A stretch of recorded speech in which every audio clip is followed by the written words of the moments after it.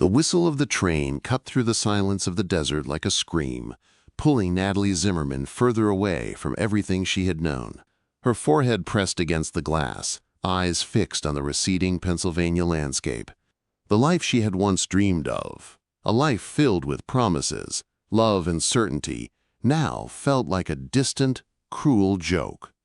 Thomas Whitmore had promised her forever, but that forever had crumbled the moment she walked in on him in the arms of her cousin. And now, here she was, leaving it all behind, a heart shattered into pieces too small to count. Her eyes blurred as the train carried her westward to a place she'd never seen, hoping the unforgiving desert might somehow heal her wounds.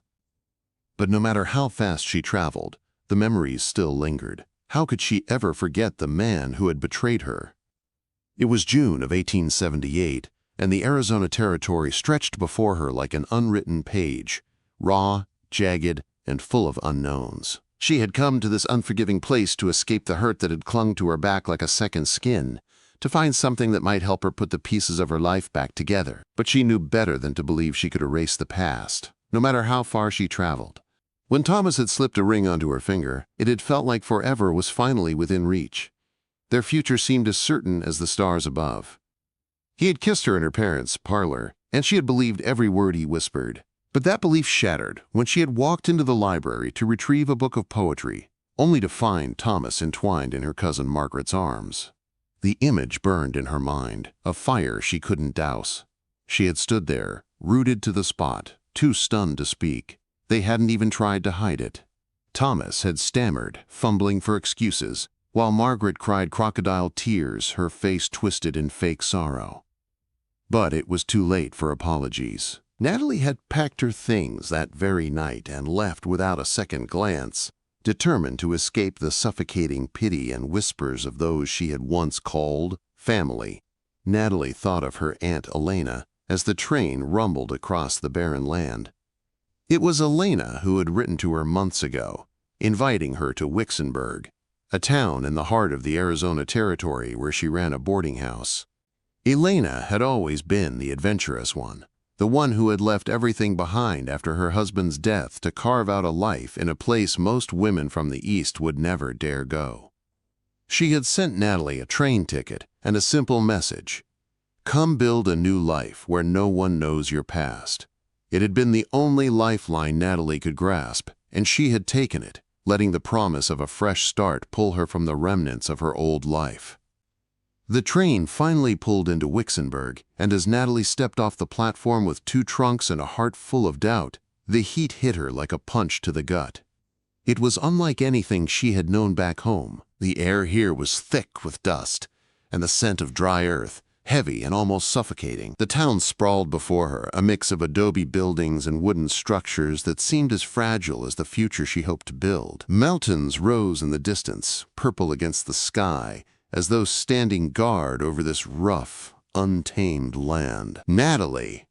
Her aunt's voice rang out, cutting through the heat as she rushed toward her. Elena was 52, her face weathered by the desert sun, but her eyes were alive with the same fire that had always burned in her. She wrapped her arms around Natalie in a tight embrace, and for the first time in what felt like forever, Natalie let herself relax, just for a moment. "You made it safely." Elena's voice was full of relief. Natalie nodded, swallowing the lump that had formed in her throat. "Thank you for the ticket, Elena. I can't tell you how much I needed to leave." "We won't speak of him here," Elena said firmly, taking one of Natalie's bags. "In Wicksonburg, you can be whoever you want to be. The past stays where you leave it." Quote. Elena led her through the town, a place that seemed to hum with the energy of men and women carving their futures out of the harsh land. The buildings were small but sturdy, the streets filled with the sounds of hammers and voices. But to Natalie, everything felt foreign, too bright, too open, as though she were walking through a world that had no place for her. The boarding house sat on the main street, a 2-story building with a wide porch and cheerful yellow shutters. Inside, the scent of bread and coffee greeted her, and for the first time in weeks, her shoulders relaxed, just a little. Elena showed her to a small room on the 2nd floor with a window overlooking the street. It was sparse but clean, the furniture simple. There was a single bed, a wardrobe, and a shelf for her books. "Rest today," Elena instructed. "Tomorrow we'll talk about what you'd like to do. There's a schoolteacher position opening in the fall, or you could help me run the boarding house. Wixenberg needs women with education and backbone, and you have both." Quote. Natalie unpacked her things slowly, taking care with each item she pulled from her trunks. As she arranged her books on the small shelf, she caught sight of herself in the mirror above the washstand. At 22, she looked older than she had just a month ago. The weight of everything she had lost was etched into her face. Her dark hair, usually carefully pinned, had come loose during the journey. Her hazel eyes, once bright with promise, now looked flat and weary. She wondered how long it would take before she could leave the past behind, before she could finally move on from the man who had betrayed her. But as she stood in the small room, the unfamiliar quiet of the desert town surrounding her, she realized that the journey to healing wasn't something that could be measured by days or months. It would take as long as it took. And for the first time in a long while, she thought she might be ready to take that first step forward. The morning sun was already hot when Natalie rose the next day. The weight of the unfamiliar desert air pressed in on her as she stepped outside, adjusting to the rhythm of this new life she was now part of. Elena had already begun her morning routine, bustling around the kitchen, her movements quick and efficient. "Good morning, Natalie," Elena called without looking up, her back turned as she stirred a pot of what smelled like coffee and something sweet. "I've put a list together for you. We have breakfast to prepare, laundry to handle, and some mending to do, no time to waste." Natalie smiled faintly. It was hard to argue with the practicality of it all. There was something comforting about the immediacy of work, the sense that it could occupy her mind and hands long enough to forget the jagged pieces of her heart. She had been living in her memories for too long, and the hours stretching ahead felt like a chance to break free. As the day wore on, she settled into the rhythm of the boarding house. The work wasn't easy, but it was honest, and the steady pace gave her a rare clarity. She washed dishes, swept the floor, folded towels, and served the men who called this place home. The boarders were a mix of miners, drifters, and merchants, and while their manners were rough, they weren't unkind. One man, a prospector named Charlie Benton, tried to engage her in conversation during breakfast. His beard was thick and unkempt, and his fingers were stained with the remnants of his work. "Heard there's silver to be had up north. Might be the place to make a fortune if you're brave enough." Natalie offered a polite smile, but her heart wasn't in it. She didn't come to Wixenberg for a fortune. She came to escape. "I'm sure it's something," she replied quietly, not interested in hearing more about the silver mines. She had no need for riches. All she wanted was peace. Charlie seemed undeterred. He continued on about his plans for the coming weeks, but Natalie's thoughts drifted as she cleared plates from the table. It wasn't that she didn't want to talk. It was simply that everything in this town felt too foreign, too loud and new. Elena, ever the practical one, had taken her under her wing. "You'll be just fine here, Natalie. You have a good head on your shoulders. Just don't let the work stop you from living your life." Natalie nodded absently, then pushed the thought away. It was true. She had to start somewhere, even if the wound in her chest still throbbed, a constant reminder of what had been. For now, work was the best medicine she had. 2 weeks passed in a blur of early mornings, busy afternoons and evenings, spent either at the boarding house or in her small room, where she would retreat to when the noise of the day became too much. It wasn't that she didn't like the people she met. She did. They were kind, and yet none of them filled the space that Thomas had once held in her life. By the third week, Elena had noticed the restlessness creeping into her niece's movements, the way she often caught herself staring out the window, lost in thought. "Take the wagon into town tomorrow, Natalie," Elena suggested one afternoon as the heat of the day began to simmer. "Pick up supplies from Henry at the store. He's a good man. It'll do you good to get out and see the town a bit." Quote. Natalie hesitated, but ultimately agreed. There was no reason not to. She had spent enough time inside, hiding from the world that surrounded her. The next morning, she donned a plain cotton dress, a simple hat to shield her from the sun, and climbed onto the wagon seat. The horses, Molly and Pete, were steady and calm, following Elena's instructions with ease. As she rolled into town, her gaze wandered over the sights of Wixenberg, the dusty streets, the saloon, and the land office.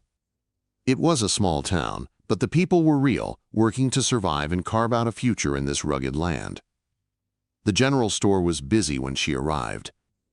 She handed over her list to Henry Morrison, a balding man with gentle eyes, who gave her a smile as he glanced at the list.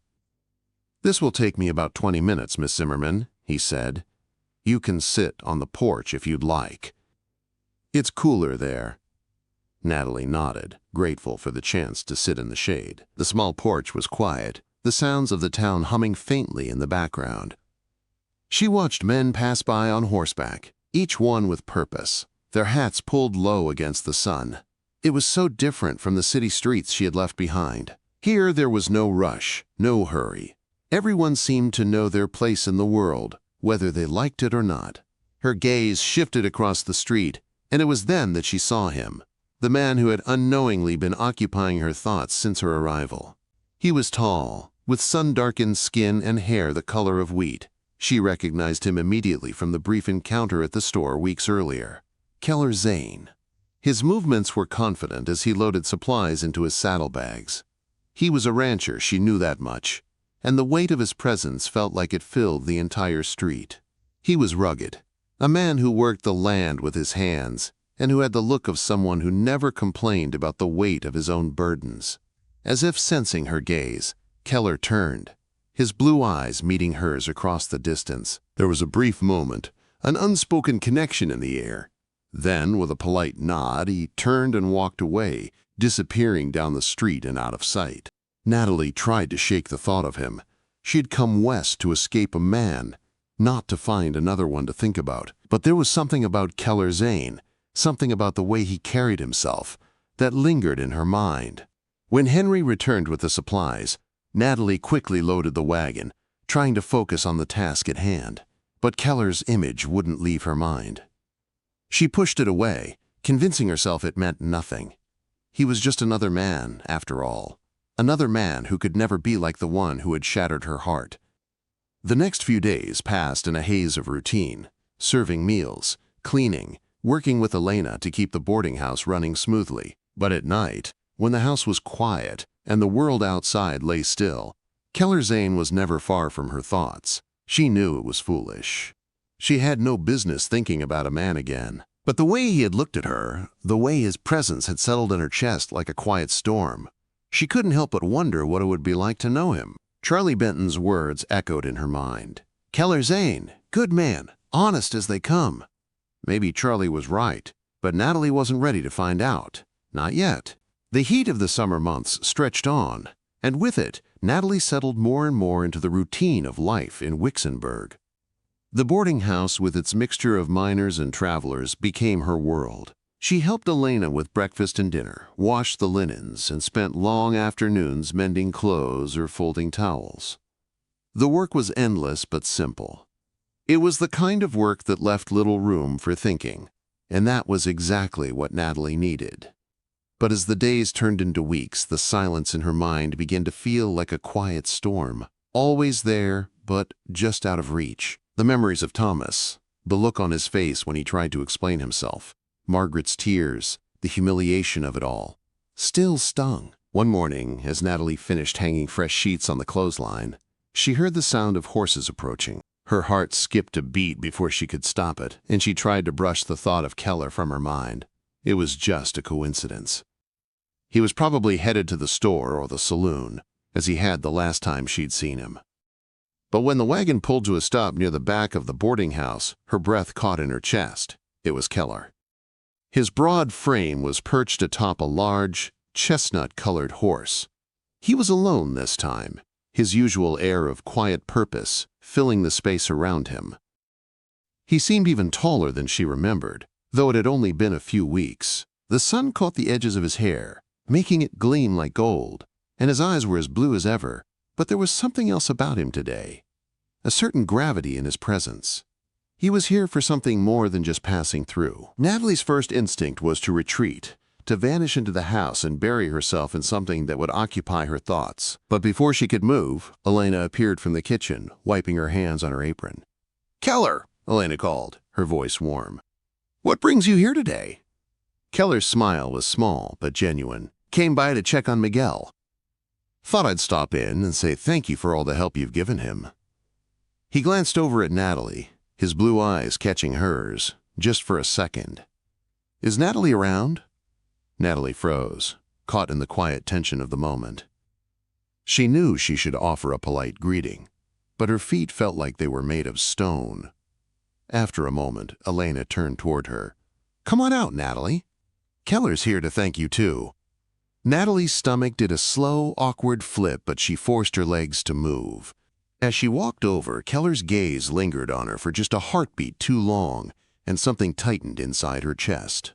I didn't expect you to stop by, she said, trying to sound casual, even though her voice came out softer than she intended. I figured it was time, Keller said, tipping his hat back slightly. Miguel wanted to thank you in person. You were kind to him when he was at his lowest.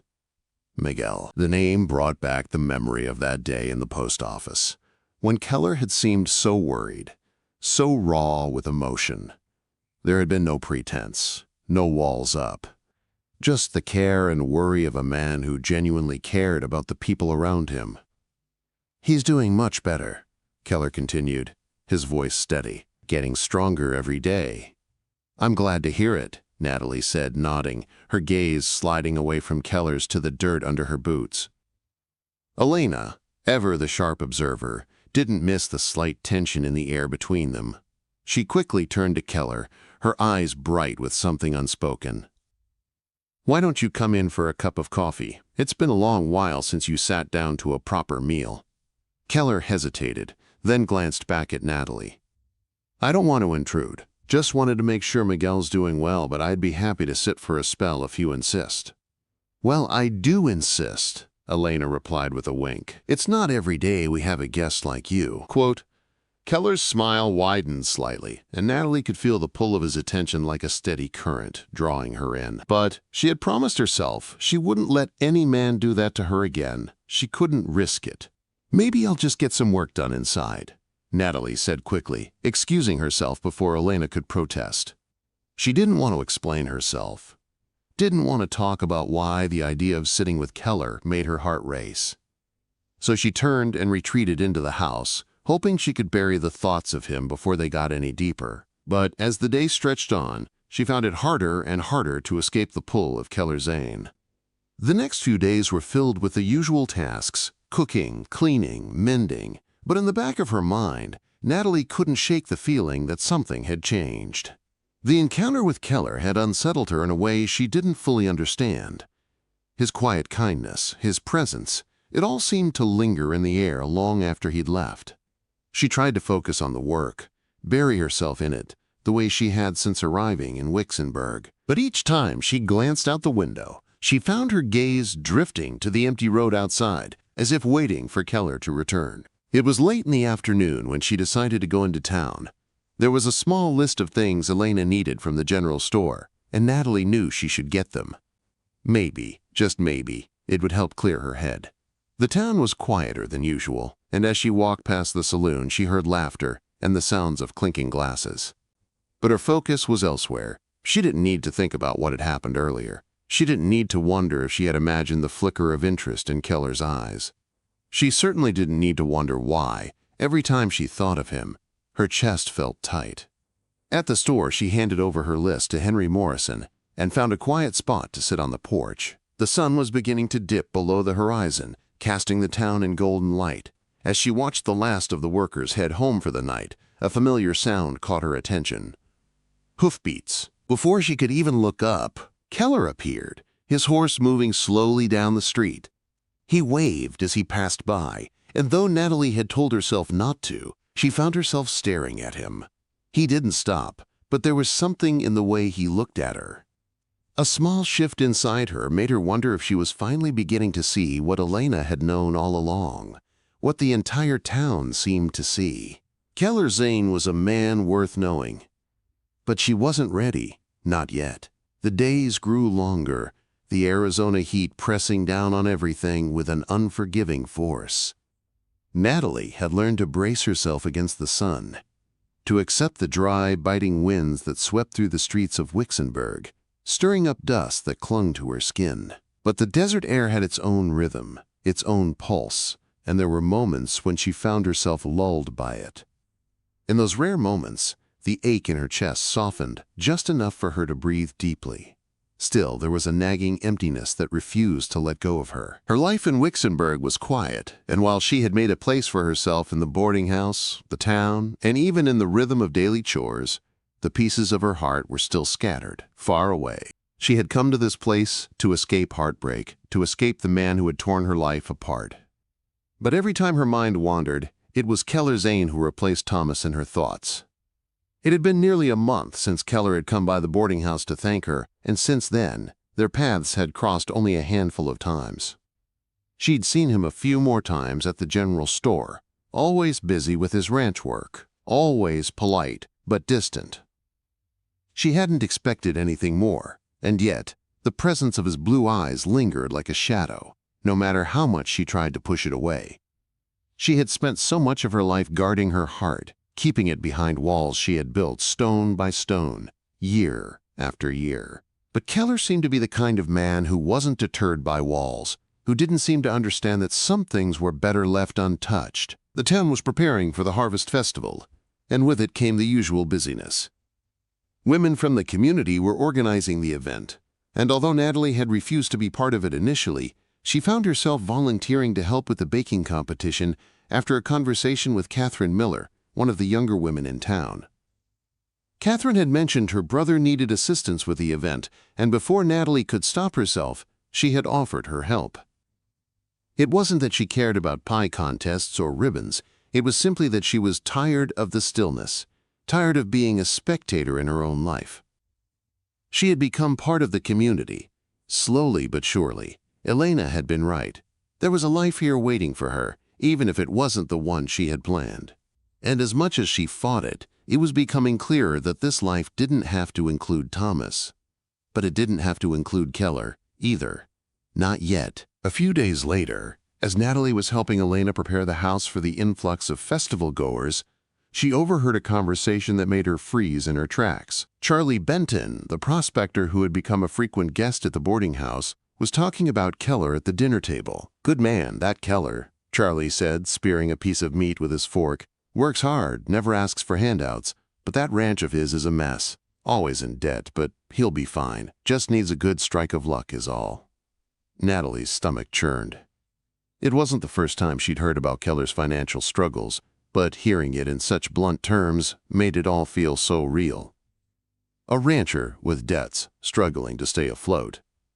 A man who, despite his kindness and quiet strength, wasn't immune to the hardships of the land.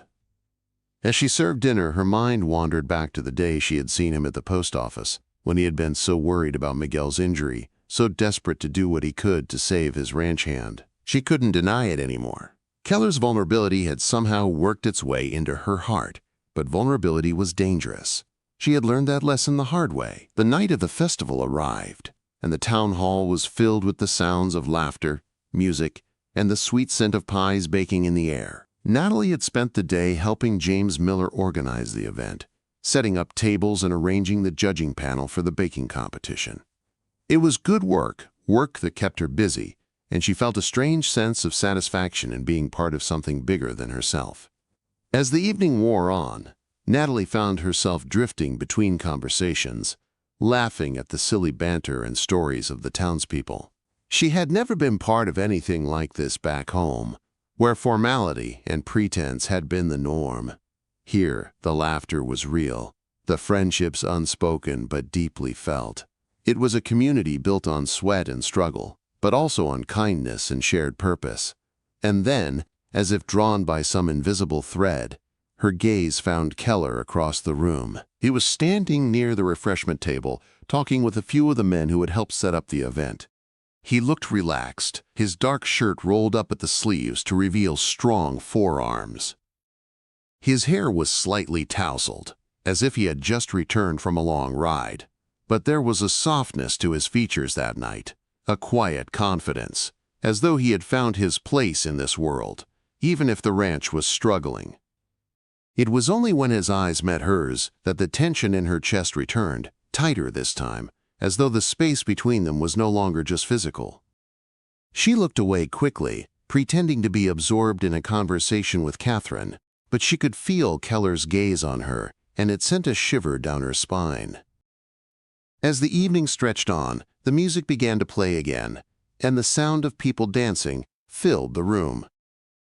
The bright lanterns hanging from the rafters cast long, warm shadows, and for a moment, Natalie was lost in the beauty of the scene.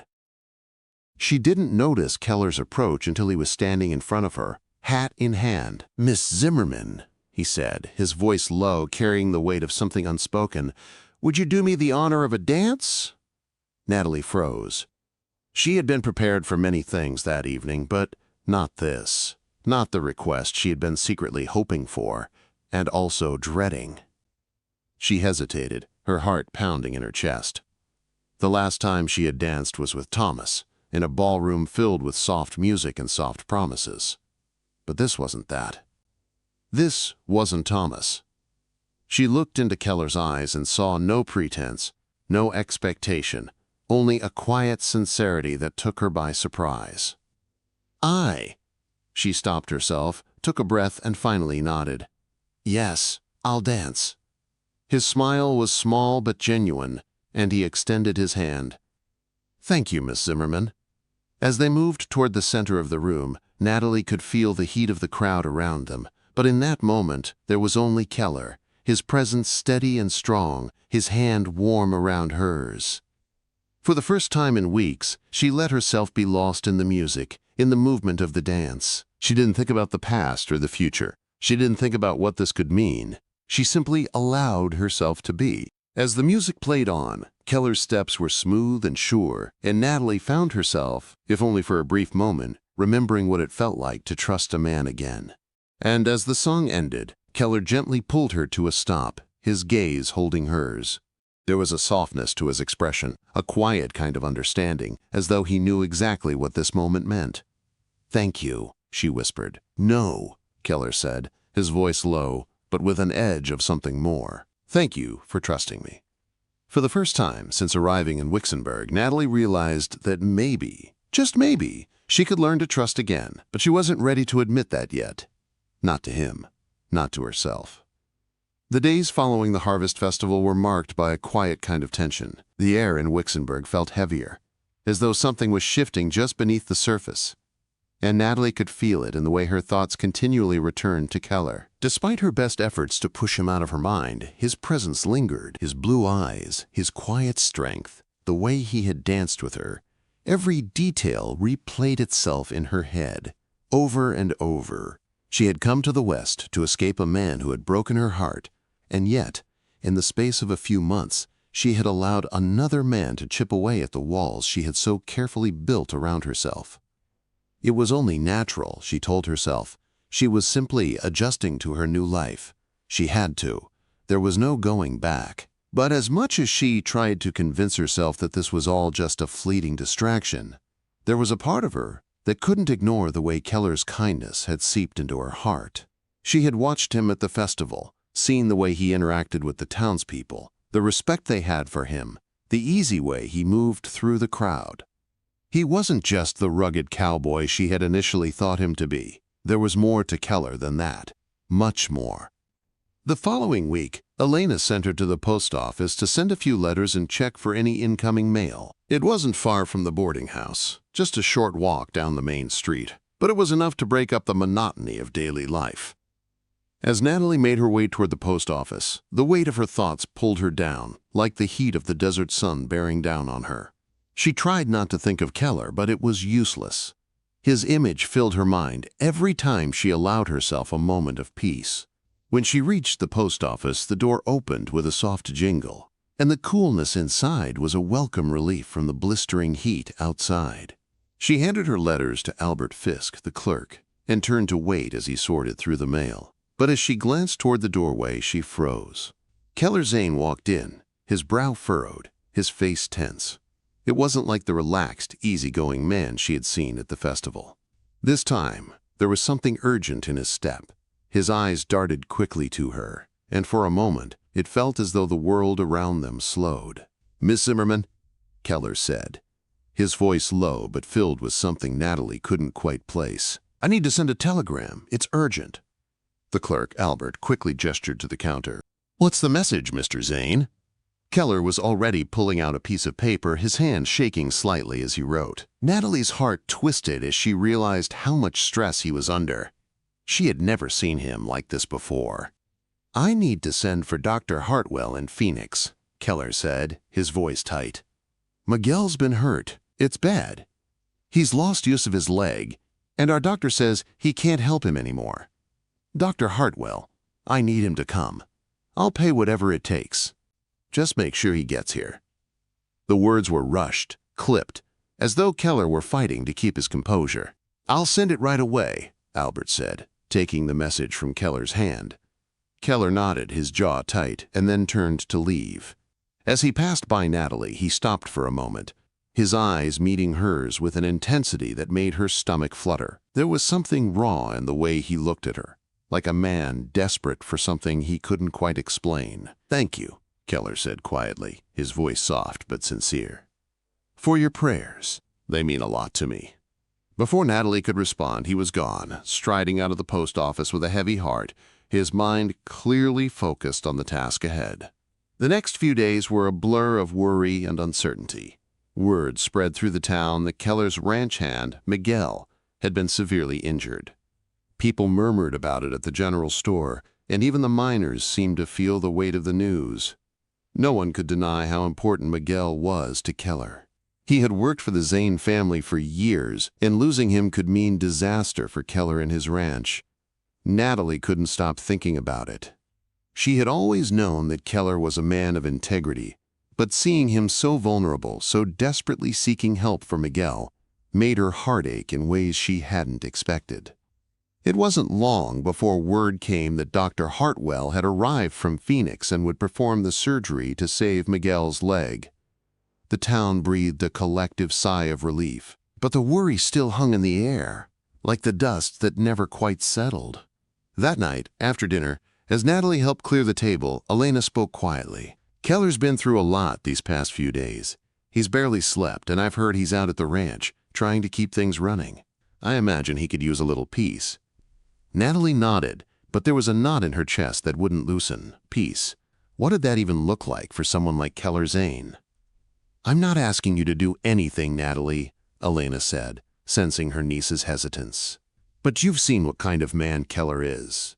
You've seen how much he cares about this town, about his people. I think, if you want to help him, you could." The words hung in the air between them. Natalie wasn't sure if Elena was talking about helping with the ranch or something more, but as she considered it, something in her heart shifted. She wasn't sure what it was, but it was a feeling she hadn't had in a long time. Hope, maybe, or the smallest flicker of something else. The next morning, after breakfast, Natalie found herself walking toward the Zayn ranch. She hadn't planned to go, but something inside her had driven her feet forward. She had to know how Miguel was doing. And perhaps more importantly, she needed to know if Keller needed her help. The ranch was quiet when she arrived. She could see the dust rising from the stable as a horse neighed in the distance. It was an open, expansive place, the land stretching out before her, as wild and untamed as the man who owned it. She knocked gently on the door of the ranch house, but it was Keller who answered, looking tired but grateful. "Miss Zimmerman," he said, his voice hushed. "I wasn't expecting you." "I came to check on Miguel," Natalie said, surprising even herself with how steady her voice sounded. "I heard the news about his surgery." Keller's eyes softened, but there was still a weight in them. "He's resting now. The surgery went well. It'll take some time, but he'll pull through." Natalie nodded, the relief washing over her, but the tension in her chest didn't ease. "I'm glad." Quote, there was a long pause between them, and Natalie felt the air between them charged with something unspoken. She didn't know what had changed between them. She didn't know if she was ready for it. But something had shifted. Perhaps forever. "I just wanted to thank you," Keller said quietly, "for everything you've done. For caring. It means more than I can say." Natalie found herself meeting his gaze, her breath catching in her throat. In that moment, she realized that maybe, just maybe, there was something worth trusting here after all. But it wasn't enough yet. She wasn't ready to risk her heart again. Not yet. "I'll be around," she said softly, stepping back from the threshold. "If you need anything." Keller watched her go, his eyes unreadable, but Natalie didn't dare look back. She couldn't. But as she walked away, she couldn't shake the feeling that everything had just changed between them. The days stretched into weeks, and the heat of late summer began to relent, though it never fully left the desert. For the first time since arriving in Wixenberg, Natalie felt herself start to breathe a little easier. The weight of the past, of Thomas, of all the pain that had followed her westward, seemed to loosen its hold, just enough for her to feel like herself again. Miguel was recovering, as was Keller's ranch, though both had taken their toll. The community had rallied around them, as it always did in times of need, and the harvest festival was just a few days away. The women in town were busy with preparations, the men still working hard to ensure everything was ready. There was a sense of purpose in the air, and Natalie found herself joining in more and more. Helping with the preparations for the festival had become something she looked forward to, not out of obligation, but because she truly wanted to be part of it. Still, there were moments, like the still, quiet evenings when the sun dipped below the mountains, that her mind would drift back to Keller. To the way he had looked at her when he had asked for that first dance, to the way he had trusted her with his vulnerability when he had shared the news about Miguel's injury, and to the way he had asked her, with such sincerity, for something she wasn't sure she was ready to give. His kindness, his patience, it was a balm to the raw places in her heart that she had never allowed anyone to touch before. But just as quickly as she would let herself soften to him, a small voice in her head would remind her, "You came here to forget, not to fall in love again." It was a difficult truth to accept, but it was the one she had clung to for so long. A week after the festival, the first chill of autumn had settled over the town. The harvest was winding down, and people began to talk of winter. As Natalie helped Elena prepare for another cold season, she felt the familiar buzz of the town's activity around her. Men talking about cattle, women chatting over dinner preparations, children laughing as they ran through the streets. Yet in the middle of it all, there was a quiet, unspoken tension, like a thread weaving through everything. Elena had watched her niece for months now, her perceptive eyes seeing more than Natalie realized. And one evening, after the last of the dishes had been washed and the doors had been locked for the night, Elena found her sitting at the kitchen table, her hands absent-mindedly folding a cloth. "I think it's time, Natalie," Elena said softly, her voice carrying the weight of something more than simple advice. "Time to stop hiding from it." From him. Natalie looked up, startled. "I don't know what you mean." "You do," Elena said with a knowing smile. "You've been afraid to trust, afraid to let go of the past. But I can see it in you, in the way you look at Keller. It's been there for a while now, and it's only going to grow." Natalie didn't say anything at first, simply staring at the cloth in her hands. Her heart was racing, and she could feel the walls she had built to protect herself begin to shake. But Elena's words hung in the air, like the last gust of wind before a storm. "I'm not ready," Natalie said quietly, her voice cracking a little. "Not yet. I came here to escape." "I don't know if I can." "Elena," came the voice that had haunted her thoughts for months. The door creaked open, and there he stood, Keller. His tall frame filled the doorway, and the warm light from the lanterns inside flickered against his rugged face. He seemed caught between stepping forward and holding back, as though uncertain of his place in her life. But when their eyes met, everything else seemed to disappear. It was as though the entire world had shifted into place, just for a moment. "I'm sorry to interrupt," Keller said, his voice low and steady, though Natalie could see the hint of uncertainty in his posture. "But I wanted to check on something. And maybe, I think we need to talk." Her heart skipped a beat, and she felt the familiar rush of emotion that had both terrified and warmed her over the past few months. The vulnerability in his eyes was too much to ignore. Keller took a slow step forward, glancing at Elena. She gave a small nod, then stood and quietly left the room, leaving Natalie and Keller alone. The silence between them was thick, charged with everything unsaid. It was the kind of silence that made Natalie want to run, but her feet stayed rooted to the floor. She had spent so long protecting herself from this moment. But now, here it was, and she couldn't look away. "I don't know why I keep coming to you like this," Keller said quietly, his gaze never leaving hers. "I know you're not ready. I can see it in your eyes. But there's something between us, Natalie, and I don't want to keep pretending it's not there." She swallowed, feeling the words she had been holding back for so long catch in her throat. I can't risk it again, Keller," she whispered, her voice shaking. "I don't know how to let someone in after everything that's happened." He stepped closer, and for the first time, there was no distance between them. He reached for her hand, his touch warm and steady. "I don't want you to risk anything. I just want you to see me, see who I am, what I am, and know that I won't hurt you. Not now, not ever." Quote. Her heart swelled, her breath catching as she met his gaze, finally seeing him for everything he was, strong, patient, and, above all, real. "You've shown me more than I thought possible," Natalie said, her voice barely above a whisper. "I've never known someone like you, but I'm still so scared." Keller's thumb gently stroked the back of her hand, his touch a quiet promise. "I know, and I'm not asking you to change your heart all at once. I just need you to know that I'm here. I'll wait. I'll always be here." For a long moment they simply stood there, letting the weight of everything settle around them. Then, slowly, Keller leaned down, his lips brushing against hers in a kiss that was tender and unhurried. Just two people finding their way back to each other, piece by piece. When they finally pulled apart, he whispered against her lips, "I'll never make you forget, Natalie. I'll make sure you remember me, but for all the right reasons." Quote. And for the first time in a long time, Natalie smiled, a smile full of hope, of possibility, and of a love that had waited patiently for her to catch up. The next few weeks were filled with small steps, conversations, laughter, moments of quiet understanding. Keller never pushed her, never asked for more than she was ready to give. But slowly, Natalie found herself beginning to trust again.